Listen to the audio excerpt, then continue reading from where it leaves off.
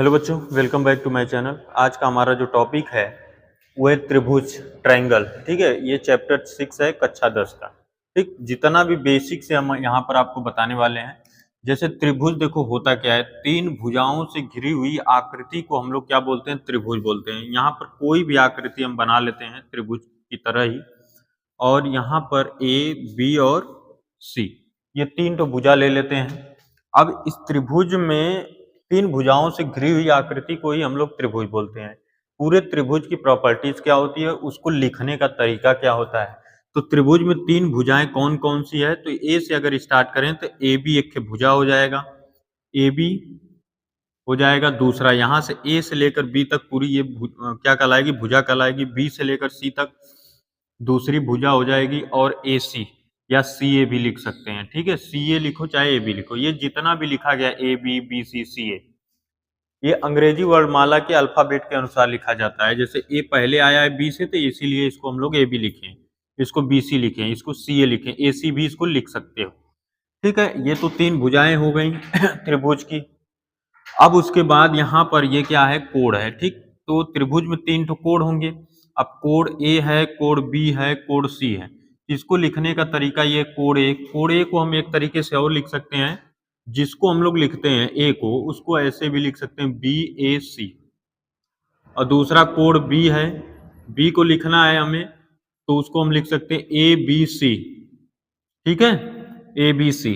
अब तीसरा हमें लिखना है कोण सी, इसको ए सी बी लिखेंगे। तो हमेशा जो बीच वाला रहेगा उसी को समझ लो ये क्या है, लिखा गया है। ठीक, ये तीनों कोण लिख दिए। अब ये जानते हो कि त्रिभुज के अंतः कोणों का योगफल जो होता है वो 180 अंश होता है। तो मतलब अगर हम निकाल लें तो कोण ए प्लस कोण बी प्लस कोण सी, ये 180 अंश होगा। ठीक है, ये त्रिभुज की क्या है, प्रॉपर्टीज है। अब कोई भी त्रिभुज हो, त्रिभुज के अंतः कोणों का योगफल जो होता है वो 180 अंश होता है। ठीक है, अंतः कोणों का योगफल कितना हो जाएगा, 180 अंश। ये हो गया त्रिभुज। अब आगे बढ़ते हैं तो समरूपता क्या होता है। जैसे इस त्रिभुज में जो कक्षा 10 का पहला टॉपिक है वो है समरूप, समरूप आकृति। अब समरूप आकृति किसे कहते हैं, जैसे कोई भी आकृति हो।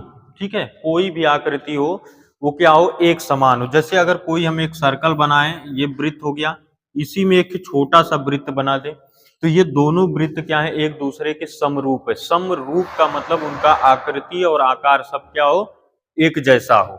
जैसे इसको बाहर अगर हम करें तो ये त्रिभुज, ये वृत्त हो गया, एक ये वृत्त हो गया। ठीक, ये दोनों वृत्त जो हैं एक दूसरे क्या है, समरूप हैं।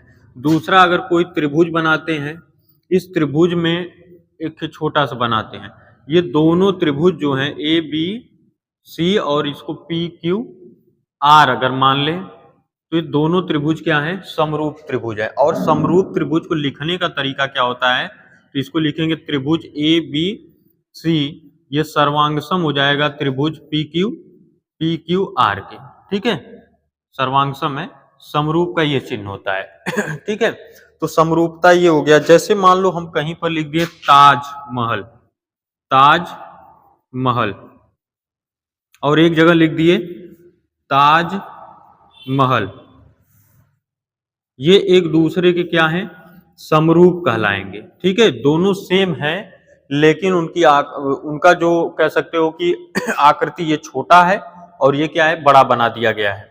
और प्रत्येक त्रिभुज में अगर वो समरूप हैं तो उनके प्रत्येक कोण क्या होंगे, बराबर होंगे। जैसे यहाँ पर कोण देख रहे हो, ये वाला कोण ए जो होगा वो पी के क्या होगा, बराबर होगा, इसके बराबर होगा।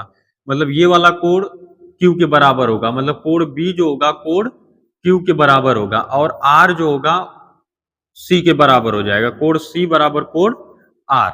ये समरूपता की एक क्या है, कसौटी है। अब ये सभी क्या है, जैसे समरूप आकृति में आपको वृत्त में समरूपता मिल जाएगा, चतुर्भुज, मतलब जितनी भी आकृतियां हैं सब में आपको क्या है, समरूपता मिल जाएगा।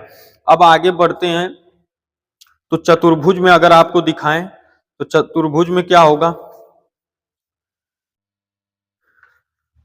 जैसे मान लो चतुर्भुज कोई बना रहे हैं और यहां पर ये एक चतुर्भुज हम बना दिए, ठीक, और इसके अंदर भी एक चतुर्भुज बना दिए।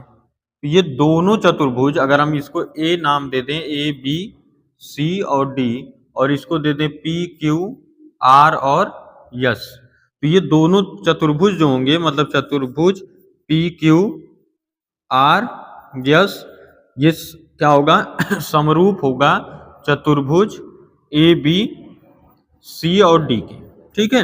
ये समरूपता क्या है, कसौटियां हैं। अब आगे बढ़ते हैं। आगे बढ़ने के बाद अगर हम ये भी बताएं कि इसका जैसे यहाँ पर कोण है, ये वाला कोण इसके बराबर होगा, ये वाला कोण इसके बराबर होगा, ये वाला कोण इसके बराबर होगा, और ये वाला कोण इसके बराबर होगा, भले ही चतुर्भुज के अंतः कोणों का योगफल कितना हो, 360 अंश। ऊपर का भी 360 होगा, इसमें छोटे वाले में भी क्या होगा, 360 होगा।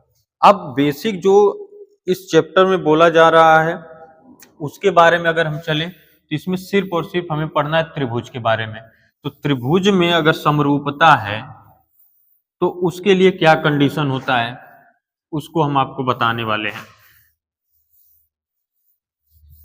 तो यहां से अगर हम दो त्रिभुज ले लें, ठीक है, दोनों त्रिभुज में जैसे एक त्रिभुज लेते हैं, ये पी क्यू आर ले लेते हैं, दूसरा त्रिभुज लेते हैं ए बी सी, ठीक। तो दो समरूप त्रिभुज का जो प्रॉपर्टीज होता है, गुण क्या होता है, मतलब कह सकते हो फार्मूला क्या होता है, तो यहाँ पर कोण P का मान जो होगा कोण A के बराबर होगा, मतलब इसका मान इसके क्या होगा, बराबर होगा। और अगर कोई भी त्रिभुज क्या हो, सर्वांग समरूप हो तब, ठीक है, यहाँ पर लिख देते हैं समरूप। समरूप के लिए ऐसा होगा, कोण R का मान जो होगा कोण C के क्या होगा, बराबर होगा। कोण Q का मान जो होगा कोण B के क्या होगा, बराबर होगा। और यही कंडीशन नहीं होता है, अगर समरूप हैं तो ए बी बटा के उनकी भुजाओं में जो अनुपात होगा वो एक दूसरे क्या होगा, बराबर होगा। तो यहाँ पर ए बी को लिख रहे हैं तो यहाँ पर उसके अपान में लिखेंगे पी क्यू, और यहाँ से आर क्यू लिखेंगे तो पहले जिसको लिखेंगे उसी त्रिभुज को ऊपर लिखेंगे।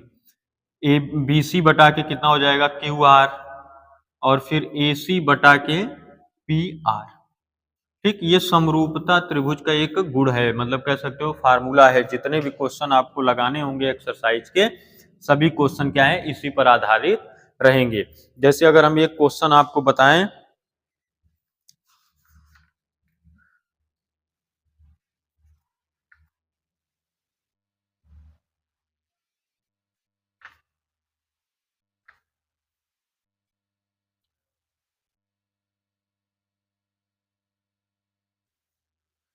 तो इस पर क्वेश्चन देखो, अगर मान लो इस तरह दे दिया गया है, जैसे ये क्वेश्चन है,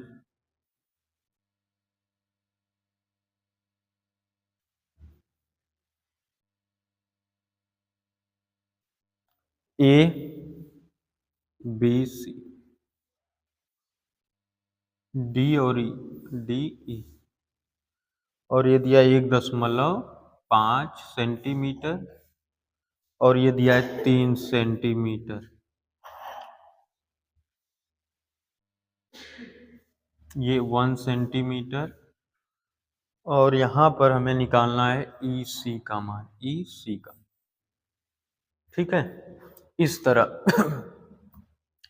अब इसको इस क्वेश्चन को लगाने के लिए जैसे मान लो कि एक कंडीशन और होता है, अगर डी क्या है, समांतर है बीसी के, बीसी के, तब क्या होगा, ये जो AD का मान है, मतलब AD बटा के क्या हो जाएगा, DB, मतलब BD, और यहां से क्या होगा, AE अपान क्या हो जाएगा, EC, EC। तो यहाँ AD का मान कितना है, 1.5 है, BD का मान कितना है, 3 है, AE का मान 1 है, EC का मान हमें निकालना है, ठीक है। तो इसको काटेंगे तो 3 पचे कितना हो जाएगा, 15, और यहाँ से कितना हो जाएगा, 0.5 बराबर 1 बटा के EC, ठीक है। इसको इस साइड मल्टीप्लाई करें तो 0.5 इस साइड आ जाएगा, तो EC बराबर हो जाएगा 1.0.5, EC बराबर 1 बटा के 0.5। अगर 10 से गुणा करते हैं, 10 से भाग देते हैं, तो ये 10 बटा कितना हो जाएगा 5, और 5 दूना के कितना हो जाएगा 10। इसी का मान आ जाएगा कितना 2 सेंटीमीटर। ठीक है, इस तरह आप क्वेश्चन को लगा सकते हो। ठीक है, बढ़ते हैं नेक्स्ट एक्सरसाइज में और नेक्स्ट क्लास।